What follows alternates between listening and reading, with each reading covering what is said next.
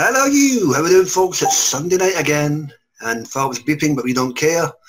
We have an outing for Tom Baker and Louise Jameson in Suburban Hell. We have a story set within the confines of a house basically. There's a dinner party. It's 2017 or 1977 depending on your point of view. There's a blue lady. There's a painting. There's a hell of a lot of bootstrap paradoxing in light of the Doctor tinkering with bits and bobs. And there's Leela, and there's a bitch called Belinda. What do you think about this story? Well, you're about to find out. Before we get to that, well, let's get to this. It's your panel for this evening. Joining us from Tottenham, noisy as ever, it's Phil Parker. How are we doing, Phil? Good evening. Oh, it's quiet now. Oh, there we go. Good to see you, Phil. Oh, from Texas, here's a beer that must be free. That's Texas Timber. Timber, how goes it, man? Hello. Good to see you, mate. Joining us from NYC, Mr. Will Medina. How goes it, mate? Hey now, how you doing, buddy? Good to see you, mate. He's from down under. He has a thunder. It's Monday morning. Hashtag mindfuckery. AJ, how goes it? Hi guys, from the future. There you go. Joining us from the inner sanctum of his own bedroom, it's Jake. How are you doing, Jake? I'm doing fine. Thank you for having me. Good to see you, mate. Another grimace, it's Sue. How are we doing, Sue? Groovy, thanks, man. Excellent, bodacious. So yeah, guys, Suburban Hell. A lot of time shifting. Vessels. A dinner party gone awry, and a case of mistaken identity when your dinner guests arrive. What do we think? All right, well, opening thoughts, mate. Suburban Hell, Tom Baker, and Louise Jameson. Yeah, I got a good bootstrap paradox there, and one lucky dude was married twice in this story, which is there you go. Who said monogamy is dead? Yeah, you know, yeah. Which is unusual, but it's a good story because right in the beginning we noticed that the TARDIS disappears because of an anomaly that the Fourth Doctor is trying to solve with Leela like that. But like you said, like later on we find out that he's part of the cause. But at the same time, you have that Belinda. He's the cause and the solution. Yeah, and Belinda is being stalked because they're trying to finish something that started in the 70s to have the essence of an evil being put into her. But was unusual is how the other guests, and Belinda, her husband, interact with the Doctor and all that because they're so busy trying to get the party started, and of course, Belinda tried to give Leela a drink, an alcoholic drink, that they don't realize how dangerous these beings are until actually somebody pays the piper and and then of course the house gets ransacked and attacked. That it has some funny moments and it has some scary moments, especially if the being the Belinda would have been completely possessed by the beings like that. But that was the way it turns out. She would have destroyed the whole world like that. So that's a pretty scary thing. But it's like you said earlier that the Fourth Doctor he solved it himself like that, which is pretty cool like that. And I the only thing that bugs me out is how at the end that the TARDIS reappeared again to be there, which I thought maybe he would have to use the screwdriver to summon it back like that, but it just popped up. So that's pretty good like that. So I get to the nitty-gritty of the other stuff a little bit. Yeah, somebody paid the piper, and unfortunately, well, one time, and since it was old Thelma from across the road, the General Witchfinder, who apparently is Captain Planet with Earth, Wind, Air and Fire, or about her fibre of her being, but there we go. Timbo, opening thoughts, mate, Suburban Hell? Yeah, it's a straight up comedy, isn't it? I think it's practically a farce if you think about it. What I like the most about the resolution of the story is that this horrible hostess, this awful woman, it literally is a monster.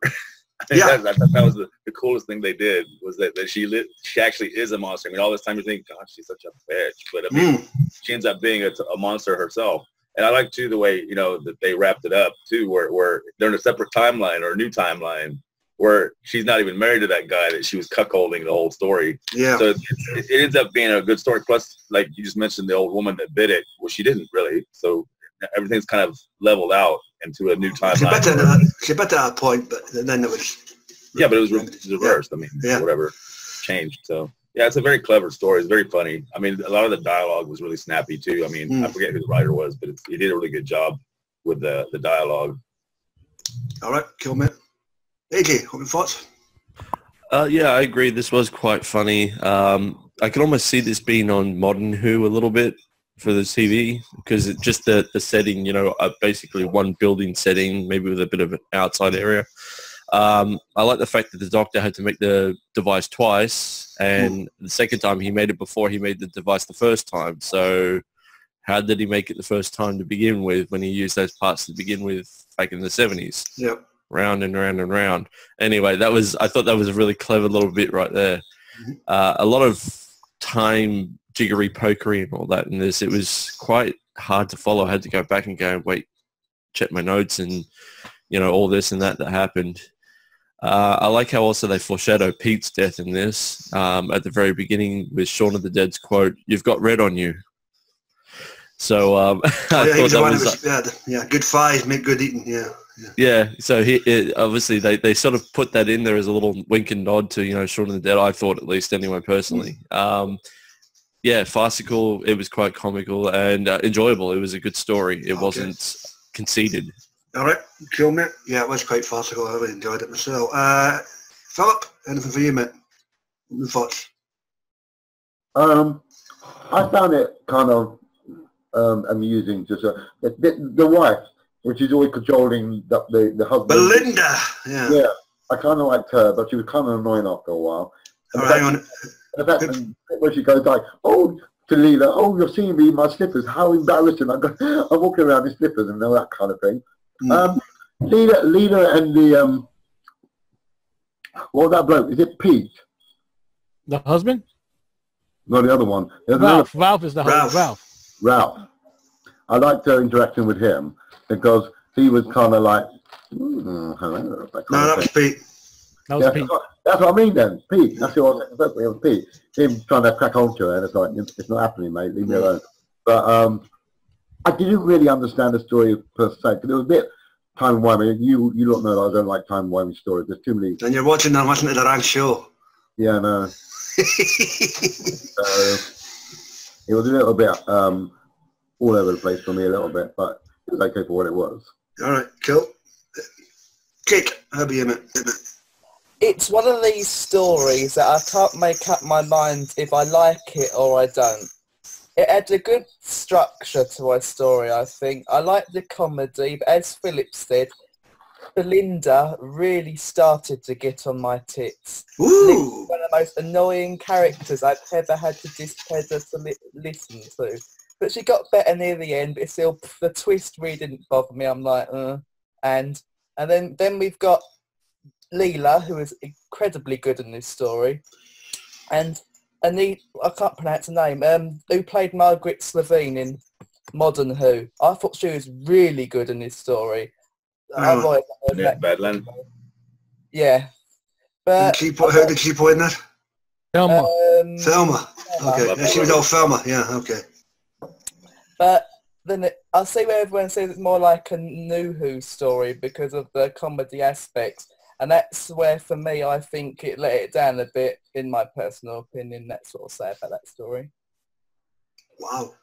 Complimentary on the one hand, scathing on the other. Talk about a backhanded compliment. Well done, mate. Sue, open thoughts. I love the bootstrap paradox. That was amazing. And I really enjoy the fact that it was all in one village, and it started off with some mayonnaise and then yogurt. Oh fuck! Don't mention the mayonnaise. Just horse 2 points off you with Tim. Yeah, there you go. Anyway, and then there was the booze, and then there was Leela, you know, resisting and being cool, and two different timelines kind of running parallel, but not really. It was rich. It was a really cool story, and I love how it ended. I really love the creativity of the writer to pull the two timelines together and then to loop it back to the beginning. That was pretty amazing. All right. Well, yeah, for me, comical, farcical, as has already been mentioned. Tom Baker is on point as ever in this thing. Louise Jameson, you can't really fault them. The leads are always top notch. The guest cast, we've mentioned old Thelma from across the road and so much more. Who played Belinda? Well, Katie Wicks. Katie Wicks. Katie Wicks. That's a name I've not heard in a while. Holy crap. Well, there you go. She was, what's it, the brother in Torchwood, Children of Earth, remember? Yeah, Yanto's brother. Yanto's brother. Yeah. I mean, sister. Sister, my bad. Yeah, you never know these days, but I get what you mean. Yeah. So, yeah, that's that 1110 thing with the Buddy Beef I doesn't like talking about. So yeah, Katie Wick, good outing for her, albeit she was fucking annoying at times. I've got to agree with Jake on that score. But I think that's what they were aiming for, and they done that masterfully. The whole concept of the Doctor being the cause of and the resolution to the whole thing, greatly done as well. And then you've just got the red shirts. You've got old Pete who gets his thighs chewed off. You've got Penny who's sort of the sidekick who ends up getting the happy ending at the end once the timelines have been altered and she's knocked out 4 kids. I guess it must have been called during the winter where they were in the 2017, I believe. Yeah. So with that being said, really enjoyable story. After 50 minutes, you can't really grumble, folks. Right, guys. Any events or circumstances within this tale that stood out for you? AJ? Yeah, a few of the 1 and 2 liners, like where the Doctor goes, the chips are down, here comes the ketchup. Here comes the ketchup, yeah, I like that, yeah. And the other one was, I'm sorry your wife's a monster. He's like, well, what's that got to do with anything? Yeah, there you go. Oh, dear. Yeah, excellent. Well, how about you, mate? Oh, well, of course, Belinda stands out, of course, the max because of the way she is and all that. But the unusual thing is that how in the past, Thelma grabbed Belinda when she was a kid. Yep. And then and put her to be adopted later on. Mm-hmm. But when the Doctor changed it, Thelma raised her Belinda by herself, adopted her by herself. Yeah. That's coming the end of the story. But Thelma's still alive. And Belinda's a little bit happy because she did with her mom. She don't believe in marriage and having kids and all that. I believe she's a lesbian in the alternate timeline, but that's just me. That's just you. I don't want none of those. Husband? No. Yeah. Okay. No, but we'll have Ralph reaction when I got 4 kids. Yeah. I think I need a drink. I sympathise with you, Ralph. Yeah. Yeah. Who played Ralph while we're at it? Ralph was played by Raymond Coldhard. Okay. Name rings a bell as well, but I can't remember why. And Pete was played by David Ricardo Pierce. Yeah, he also played the priest. Yes, the priest too. Yeah. What's the name of the alien in this thing? I keep forgetting the name. The alien race? We just kind of keep calling them the blue things. I mean, did they have a name? Hold on. Acolytes. The Acolytes, there we go. Yeah. Well done. Monosaurin Acolytes. Marosaurin, we'll just call them the Acolytes. I'm not even going to begin to pronounce that. But there we go. Interesting. Timbo, anything stand up for you, mate? Well, this is a good example of the guy having an influence by something, which was an old Wednesday play or play for today. Yep. Called Abigail's Party from the mid-'70s.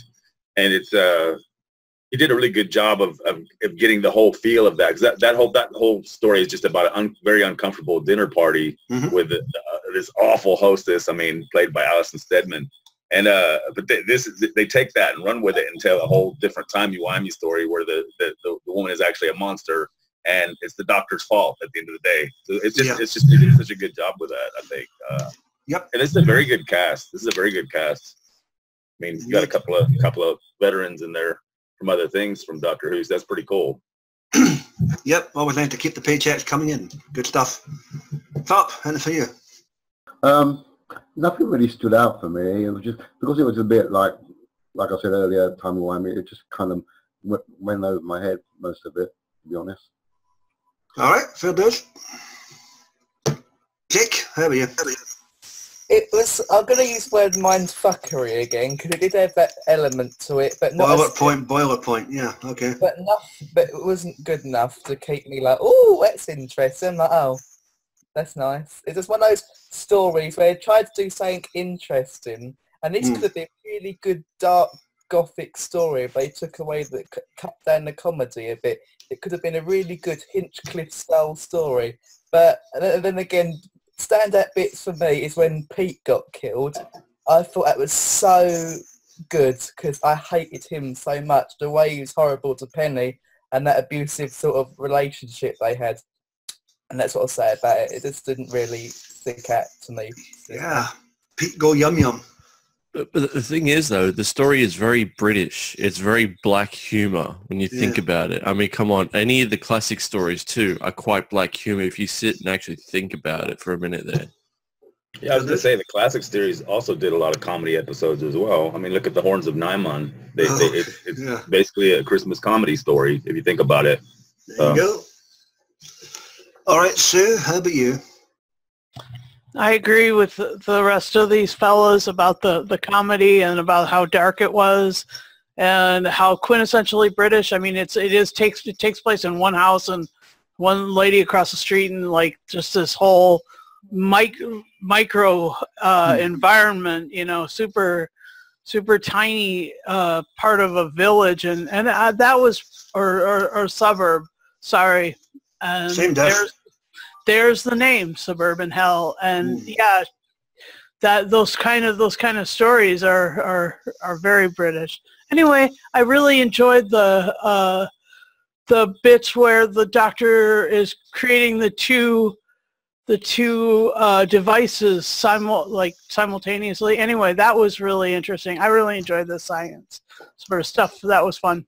All right, and for me, basically the thing I enjoyed have already been covered. I'll just say a shout out to the other big bad in this story in the opening portion of the story in the first 4 lines, and that's the jar of mayonnaise. Our buddy Tim there can't stand it, and how dare it get so much airtime.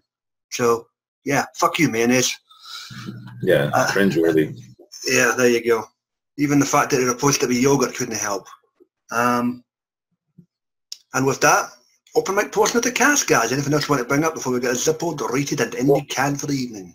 I like too how the Doctor also makes a mistake because this couple is actually putting on a 70s theme party. Yeah. And he gets there and he thinks it's the 70s. Yeah. Because he just couldn't be more wrong throughout. It's hilarious. But I mean, at the end of the story, he saves the day anyway, so it's all good. With a golf club. Yeah. Yeah. Why not? And also how quite obsessed he is with an encyclopedia salesman as well. He's always like, he brought it up like 6 times in the story. Yeah. There you go. What was that wee incantation he was in? Cubble, bubble, boil and trouble when he was trying to fund the thing together as well. Well, what's unusual is that when Leela was talking to Belinda and Penny, and then she was talking about heartbreak, you know, because she experienced heartbreak herself. And then going back, and we had checking on it. It turns out that it's from the audio death match that something happens there. Yeah, it's part of the arc of this series that she falls in love with. What are they called? Those guys that fly around. Oh, the Rocket Men. Rocket Men, yeah. Mm-hmm. Oh well, that was a fly-by-night relationship. And the other thing is it didn't just end with the yogurt, it ended with the salad cream. Oh yeah, the salad cream. That's just nasty. Let's go. No, what's unusual is that like you said that this thing was started in a way is the Doctor's fault, and then of course he mentioned something that he himself and his companions caused was the Mary Celeste because that what happened in the chase and how everybody disappeared from that. And again, that's I'm blaming on the Daleks, but well, the Doctor, brought them over there, so again, his fault. Just bugged out. That's another one of the ones that interpretation, kids. Anyone else, guys? No. I can't think about. But the TARDIS came by itself, right? It wasn't. The Doctor didn't like hit the. No, it just appeared once time reset itself. It's unusual. Maybe K9 was flying it. He was inside, so. Yeah, he was doing his doggy gnostics. Well, maybe the TARDIS came back, like at the end of that story with Rose's dad, how it was in that corduroy's wound Father's Day. Yeah, same situation. It arrived once the problem had been rectified. Otherwise, it could have torn it apart or something. Fair dues. All right, guys. If that's us, then it's Sunday night, and I guess it's that time again. For us Puerto Rican to celebrate Puerto Rican Day, we're gonna be getting mad food, brother. And for those who drink, they're gonna drink their heads off. In Glasgow, we call that every other day, but happy Puerto Rican Day to you folks here in Puerto Rico. Suburban Hell. Felicidades. What? Felicidades. Okay, maybe that's okay. Suburban Hell. Tom Baker Louise Jameson. Season 4, story number, crap, is it 5 or 4? You lost count, huh? Yeah, but it's season 4 anyway. The fourth Doctor. 4-5. Okay, so it's series 4, story number 5, the fourth Doctor Adventures. AJ, what do you give this out of 10? 9.5 out of 10. It was a really good story. I liked it very much. Okay. Philip, what do you give this, mate? Over the head or not?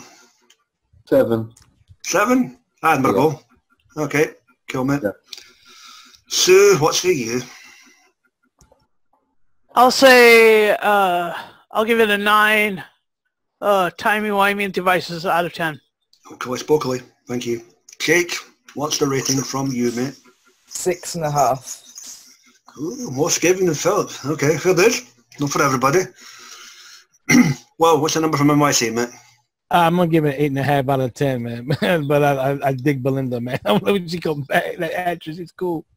Belinda, yeah. Oh boy. And Timbo, what does Techie Coach say, mate? That's an easy 10 for me. I like funny Doctor Who. Alrighty, high praise down Techie way. For me, I'll give this a solid 8. Good outing. The leads are as good as ever, and you have a nice little comedy slash tragedy slash horror-esque pastiche to keep you entertained for 50-55 minutes. So, yeah, why not? Cannot be a bad thing if it keeps you entertained, folks. And with that, done, dusted, finito, and in the can for the evening.